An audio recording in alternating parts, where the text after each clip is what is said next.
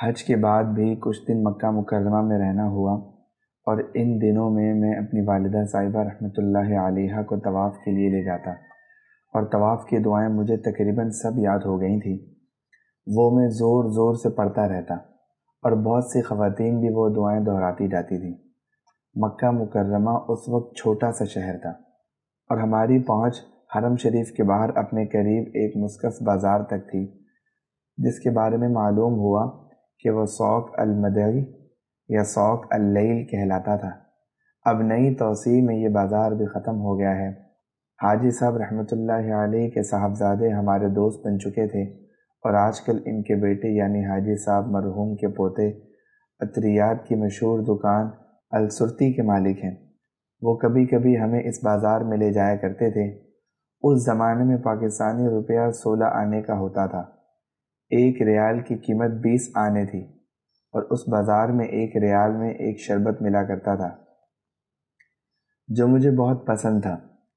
جو وقت طواف کرنے یا کرانے سے بچتا، اس میں باہر نکل کر وہ شربت پینے کے سوا کوئی اور مصروفیت نہیں تھی۔ مکہ مکرمہ کے بعد مدینہ منورہ جانے کا وقت آیا تو معلوم ہوا کہ وہاں جانے کے لیے پکی سڑک موجود نہیں ہے، اور بس میں جانا خطرے سے خالی نہیں، کیونکہ کچی سڑک پر جب ڈرائیور گاڑی دوڑاتے ہیں تو بسا اوقات مسافروں کے سروں کے چھت سے ٹکرانے کی وجہ سے لوگ زخمی ہو جاتے ہیں، اور وقت بھی بہت زیادہ لگتا ہے۔ اس لیے حضرت والد صاحب رحمۃ اللہ علیہ نے جہاز سے سفر کرنے کا فیصلہ کیا۔ اس کے لیے دوبارہ جدہ پہنچے۔ معلوم ہوا کہ جہاز مغرب کے قریب کسی وقت روانہ ہوگا۔ چنانچہ ہم عصر کے وقت ہوائی اڈے پہنچے۔ ہوائی اڈہ کیا تھا، چھوٹی سی عمارت تھی، اور اس میں اتنی جگہ نہیں تھی کہ مسافروں کو انتظار کے لیے بٹھایا جا سکے۔ اس لیے تمام مسافروں کو عمارت کے باہر ریت پر بیٹھ کر انتظار کرنا تھا۔ ہم سب وہیں کپڑا بچھا کر بیٹھ گئے۔ میرے لیے یہ ہوائی جہاز میں بیٹھنے کا پہلا موقع تھا، اس لیے مدینہ منورہ کی حاضری کے اشتیاق کے علاوہ یہ بچکانہ شوق بھی شامل تھا کہ اس نئی سواری میں سفر ہوگا۔ مغرب کے قریب کسی وقت جہاز کی روانگی کا اعلان تھا، لیکن مغرب کے بعد وہیں بیٹھے بیٹھے عشاء ہو گئی، مگر جہاز کی روانگی کا کچھ پتہ نہیں چل رہا تھا۔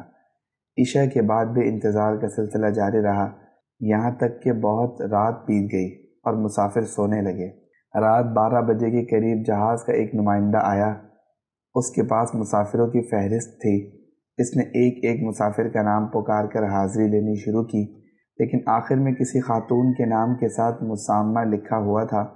وہ اسے بھی کسی کا نام سمجھا، اور بار بار مسامہ مسامہ پکارتا رہا۔ اس نام پر کوئی جواب کیا آتا، چنانچہ وہ ایک سرے سے دوسرے سرے تک یہ نام پکارتا ہی چلا گیا۔ آخر میں شاید بھائی جان نے اسے سمجھایا کہ یہ کوئی نام نہیں ہے، بلکہ خواتین کے ناموں کے ساتھ یہ لفظ لکھا جاتا ہے۔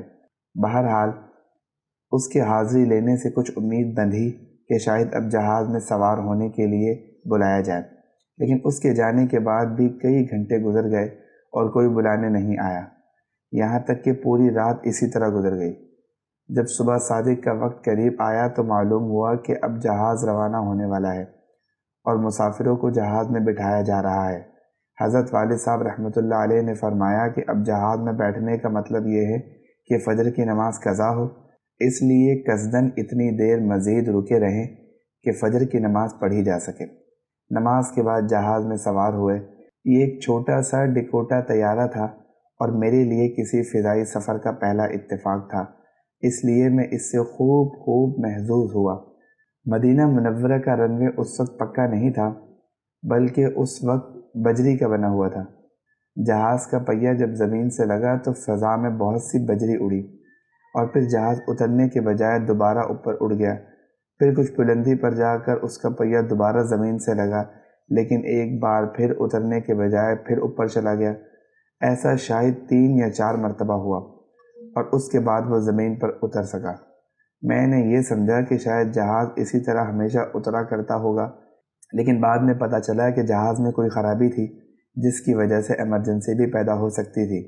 اللہ تعالیٰ کا کرم تھا کہ تیسری یا چوتھی کوشش میں وہ اترنے میں کامیاب ہو گیا۔ نیچے اترے تو دیکھا کہ مدینہ منورہ کے ہوائی اڈے پر ایک چھوٹے سے کمرے کے سوا کوئی عمارت نہیں تھی۔